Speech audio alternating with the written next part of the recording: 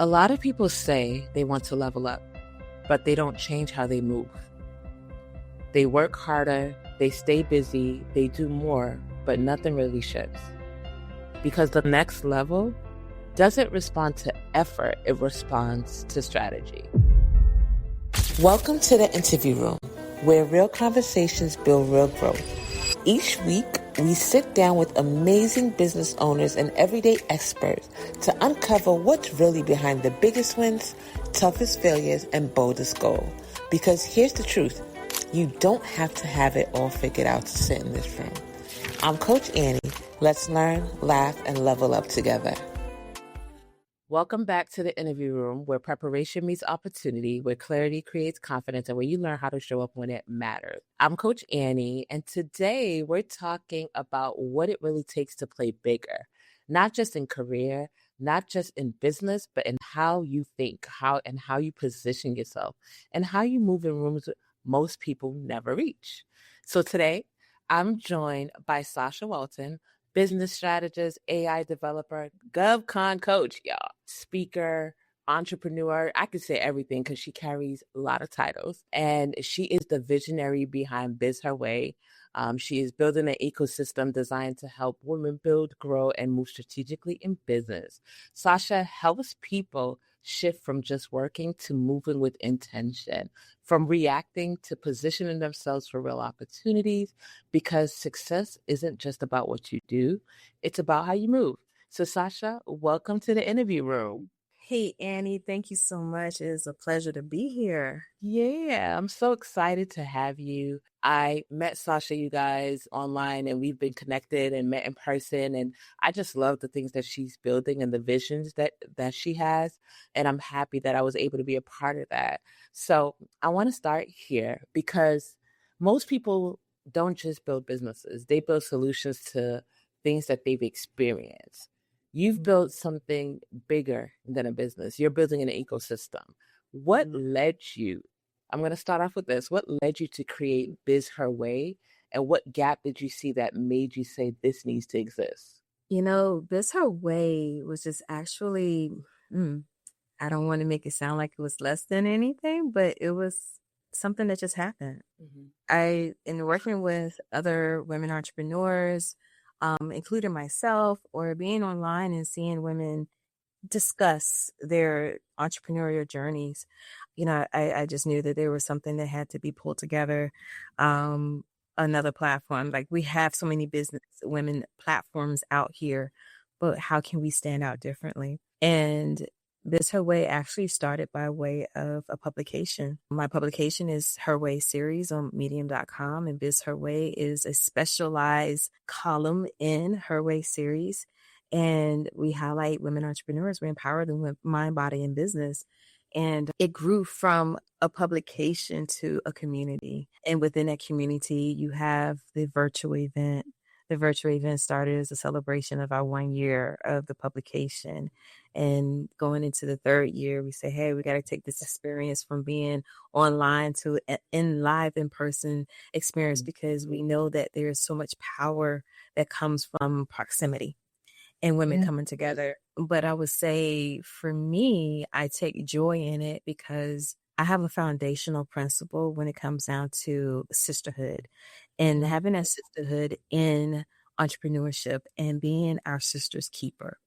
And that's what we do with Biz Her Way when we empower, like I said, mind, body, and business. We bring all aspects together because it takes the full woman to show up in entrepreneurship. Your business is wrapped up in you. You are your business. So that support comes from that mindset, the body, the wellness, and also all aspects of business. So that's how it was formed, and it's constantly evolving. Every idea for it, it's an evolved moment, and I actually put into action. So yeah, that's where we are with Biz Her Way. I love that, because what I hear and what I've experienced with you is businesses sell services, ecosystem create movement. So what I'm hearing is that you're creating a lot of movement, and that leads perfectly into this, because a lot of people are working, right? But not necessarily moving forward. So what do you think, in your perspective, the difference between working hard and actually moving strategically? Oh, like, I think strategic is like my real middle name. Honestly, like everything, I'm very analytical. So a lot of things that I do does include the strategic part. But, to move from just working and just movement to being strategic. When you're being strategic, that means that you're pulling your own systems together. So in that way, you're not scattered in, oh, I'm gonna do something here, I'm gonna do something there, and there's nothing wrong with it, because people move accordingly to how they know and how they've been taught. But the evolving piece of it is how you move strategically. And moving strategically says that when I'm setting up my platform, when I'm setting up my business, what am I leveraging? How can I leverage? And how can I continue to be a source within the ecosystem, and how I make impact and provide solutions to problems that are out here for many through my business. So that's how you're coming from that movement, which is mainly like hustle culture, to being more strategic, which is more found in organizational, operational development. I agree. I think that there are a lot of people who are exhausted, but they're not Yeah. progressing. And having a system, having some strategy to how you do things is so key, because a lot of times being busy can hide the fact that you're not moving, And so I want to take it a little further, because for me, I think about when I see you and I think about everything, all things Sasha. That's what I call it, all things Sasha. I think, you are playing in a big space, so playing bigger. And when I think about that, it sounds good, but it requires a shift. So what does it actually mean for you to play bigger? And what do people have to let go of to step into that? Yeah, so I will start here. Now, I am not perfect, and a lot of things that I do in my shifting comes from, me even identifying my own areas of greatness. We all have an area of greatness where it is multidimensional. Right. And I am that person who is multi-hyphenated, multidimensional. But to get out of a scattered movement, it is found more within containment and organization through ecosystems. So as, to answer your question, go back to that question, repeat that one more time, make sure what I'm about to say is going to hit and land. What does it mean to play bigger, and how do people step into that? Yeah. So playing bigger is taking yourself, okay, for the example of being hyphenated, is definitely, to play bigger is removing all fear. That's number one. Because your mindset can have you going so many different ways. And it's like, okay, you can think, that you have something big, but you can still self-sabotage yourself, or you allow external forces to keep you from moving in that direction. To play big is to bring your genius together.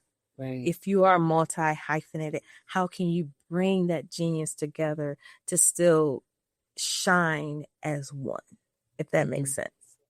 And shine as one within an ecosystem, to grow to each layer of greatness and to play big. And the big, like I said, just going back to the biggest part is not being fearful. And I would say this part here with that, I wasn't always the person that wanted to be seen. I wasn't always the person that wanted to lead in that personal brand aspect that I'm in right now. I was one that loved being behind the scenes. I love being great. I was just like, look, let me just be great in the shadows. Like, I always know, hey, I have the greatness. I'm going to be a playmaker, but I wanted to do it on my terms. I wanted to play in my own little field. But when you play, if you had that vision of wanting to play big, you have to expand and you have to evolve. For me, that was coming out of my comfort zone of wanting to play within the shadows and be great. My greatness is in how I step forward. And just like so many others, if you're listening and you could be battling the same thing, it's like, okay, how are you going to play big if you are limiting yourself? Yeah. So taking the confinement off of your own self, taking that lid off to play big, but set up an ecosystem that you can play within that is still big in itself. So yeah, so just have fun with it, but don't limit yourself. if you see the vision, go after it. A lot of times a vision is a very great expansive opportunity for you to lay hold of, but also know that it does come in layers, but don't be afraid to pull down the layers and keep growing and evolving with it and shifting and play big. So you touched on a couple of things in that one conversation, little bits that I'm gonna have to run back real quick. So you talked about fear. And when I think about that is, yes, fear exists, but don't allow it to be your mic. That's what I'm hearing. And that's something that I share all the time. Like, yeah, fear, doubt, anxiety, all that happens whenever you're stepping into a new thing, but don't allow it to be your mic. You control that. I hear you.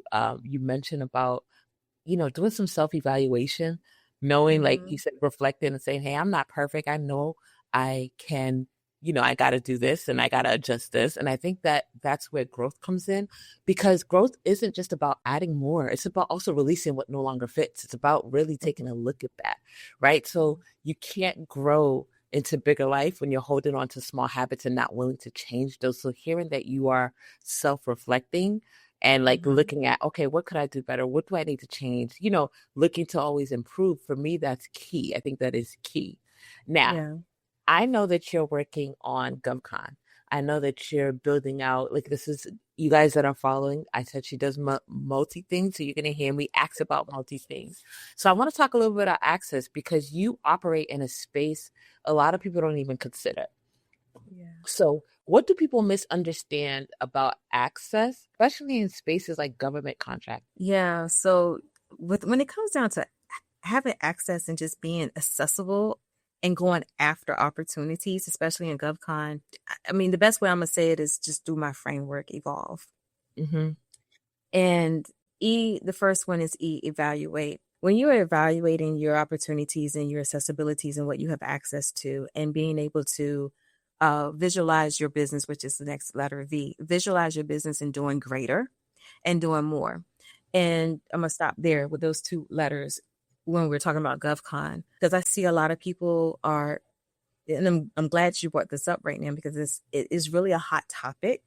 Yeah. And there are a lot of people entering into the space, and because of the narrative of, hey, you can do business with the government and you can win all this money. And the money is there, but you have to leverage the access, the accessibility, and also position yourself for it.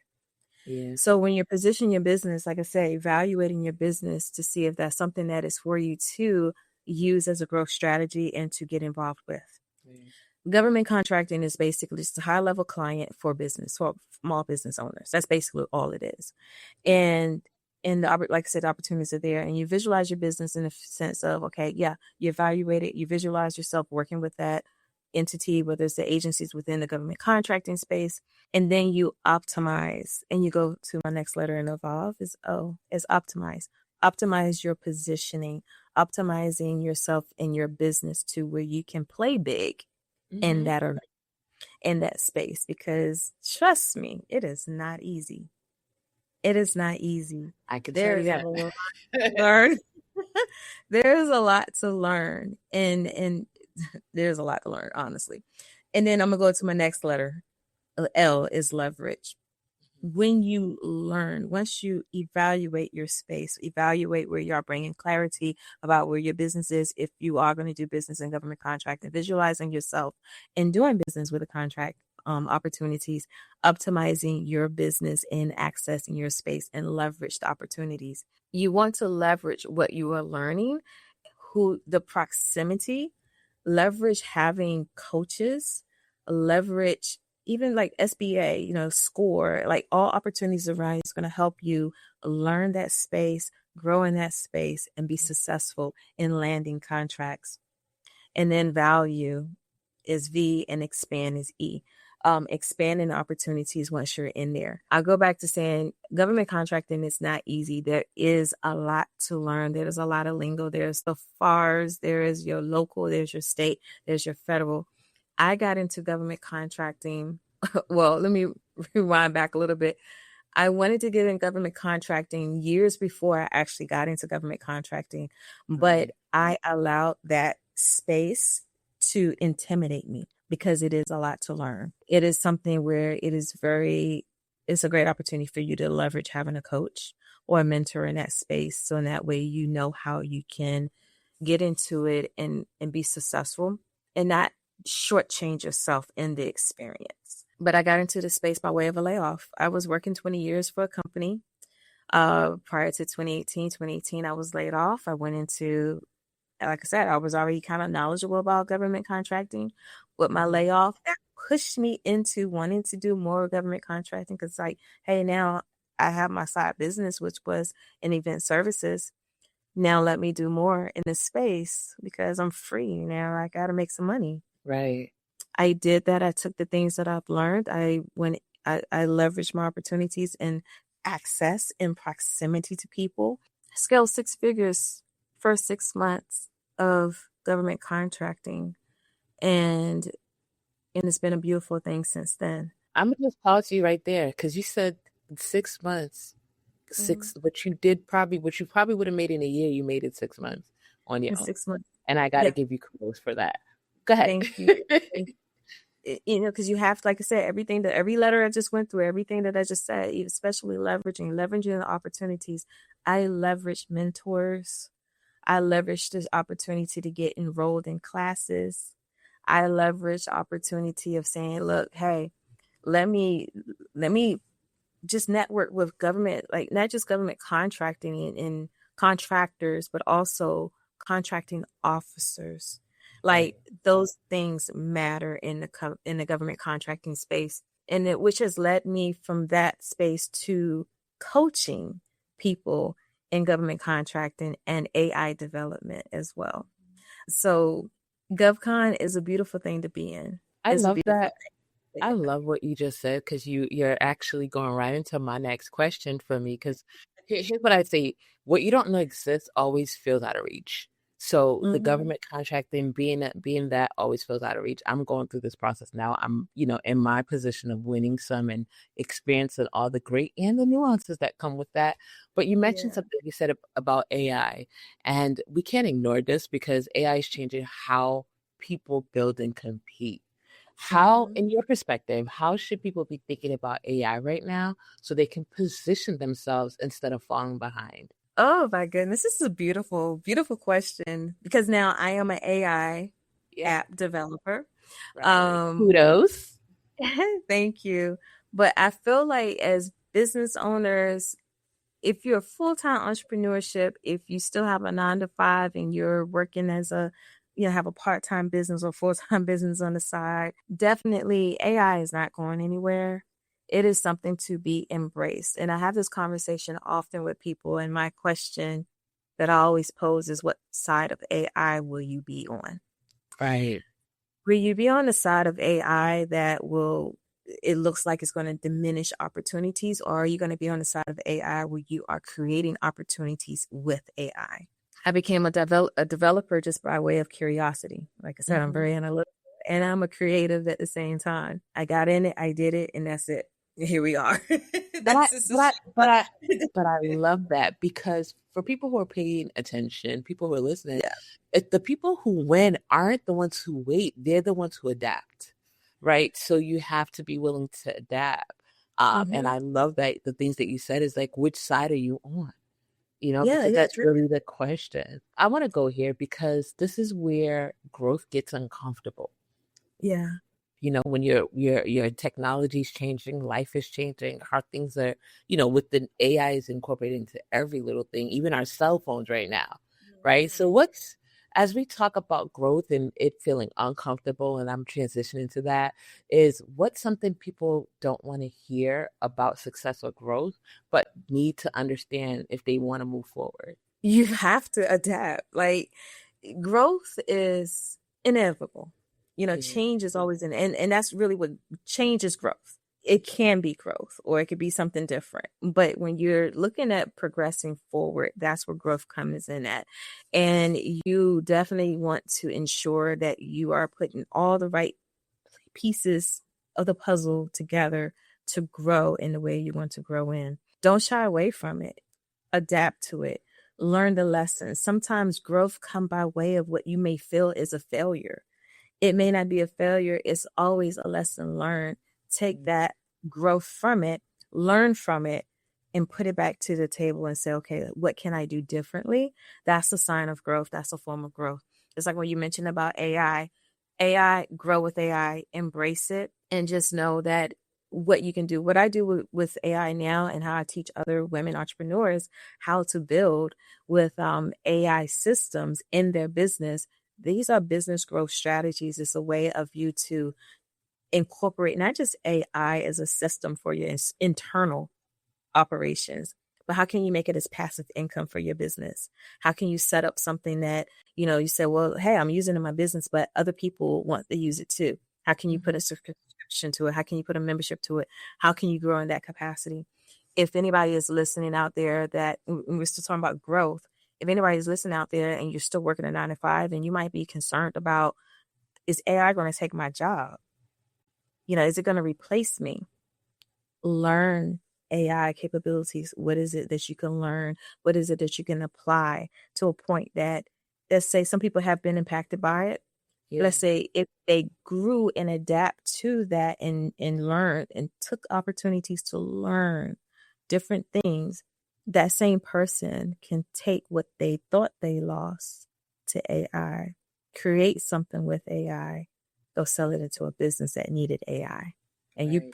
you took your skills and your gifts and your skill sets and everything you experienced and you poured that into it. Why not? That's a part of growth. So as we're always growing and we never stagnate our own growth, like we have to grow as humans. Mm-hmm. I mean, we had to go from being a toddler to an adolescent to a teenager, to a young adult, to a middle age, whatever, wherever you are. It's the same thing in business. It always evolves, and it's going to get to a point that, okay, maybe you might need to start looking at succession planning. Mm-hmm. Look at how that takes me back also to how you plan your business.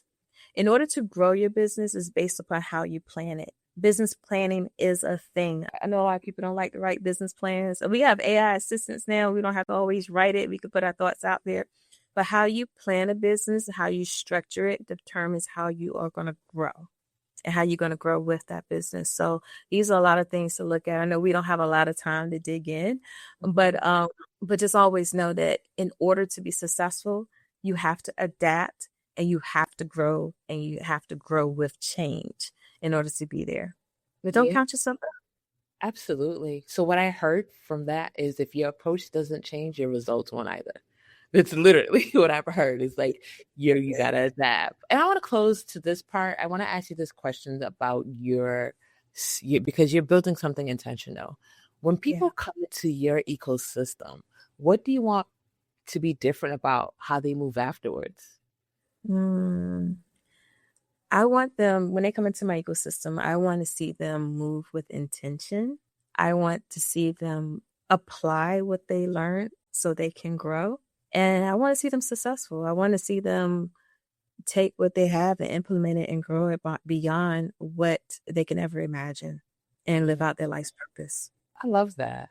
I'll say this because what I've been hearing throughout this episode is, and what I've heard even in conversations with people, is that a lot of people are trying to level up without changing how they think.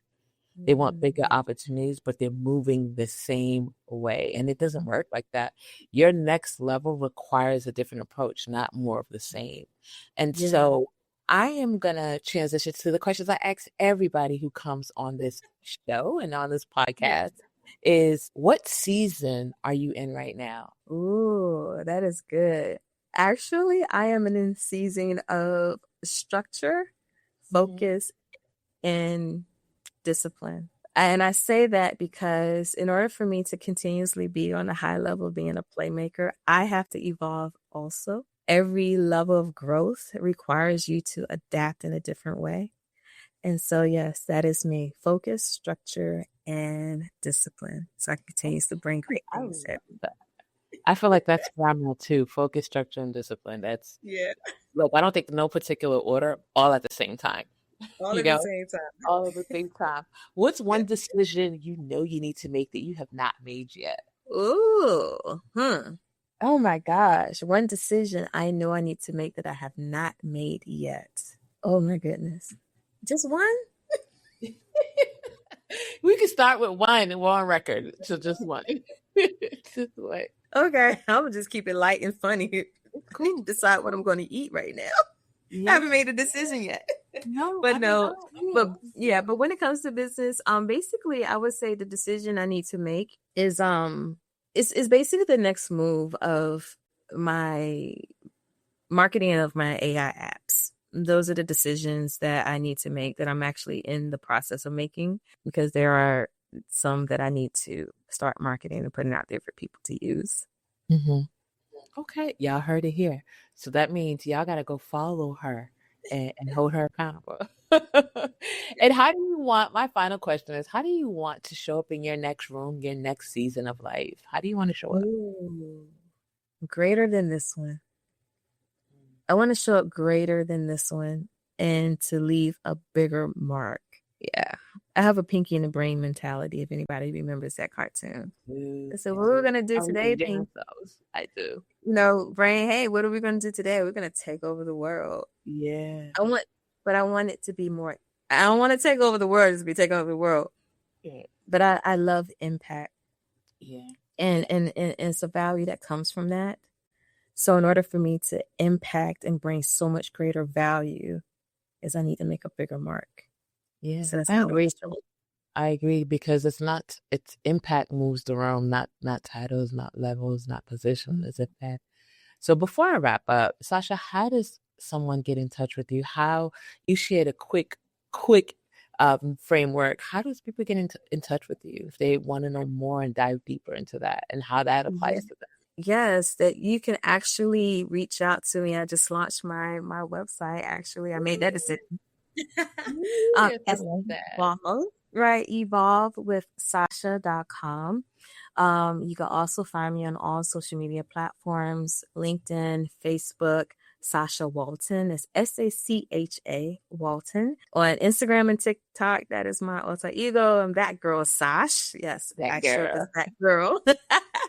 And it's SACH, that girl, Sash. And then definitely email me. Feel free to email me at Sacha, SACHA, at SWIMGTgroup.com. I love that. And you forgot one more thing, because we are authors and I'm one of your co-authors. And by the time this release, the book will have been out. And this is my second time being part of it. But tell them where to get those books too. Yeah, thank you. That's what I love it. Accountability. You got to have accountability partners, guys. You got to have them. Thank you so much, Annie. So this is volume 2. We are releasing Biz Her Way collaborative playbook. This is volume 2. Is Lead Loud, Build Legacy. And that's right. Annie, your very own Coach Annie, is an author again in our series, and it is live on Amazon. Go get it. Definitely buy the first one. So buy the second one, and we're all there. In but yeah, definitely support. We have a lot of great voices in those books, and it's giving a lot of great information for you guys to build your businesses and to lead loud and build legacy with it. Yes, y'all, go ahead and get a copy. I am one, yes, but I've met the amazing other authors, and they're all valuable, all different perspectives. There's something in there for you. There's a chapter in there for you. I can guarantee it. So I want to say this. A lot of people are waiting for their next level to meet them where they are. But that's not how it works. Growth requires movement. And like Sacha said, it requires you to evolve, not just in what you're doing, but in how you think, how you decide, and how you show up, because your next level isn't waiting for you to be ready. It's waiting for you to become someone different. So the question I have for my audience is, are you capable? Am I capable? Ask yourself, am I capable? Am I willing to evolve into this next level? What this next level requires, because nothing changes until you do. This is the interview room. I'm Coach Annie. This is where preparation meets opportunity, where clarity creates confidence, and where you learn how to show up when it matters. I'm Coach Annie, and I will see you all in the next conversation. Thanks for joining me today in the interview room. I hope you got a little inspiration and maybe even a few aha moments from our conversation. If you love this episode, don't forget to follow, share it with a friend, and leave a quick review to keep the good vibes going. Remember, you don't need to have it all figured out. Just keep showing up and growing. Until next time, I'm Coach Annie. See you in the next interview.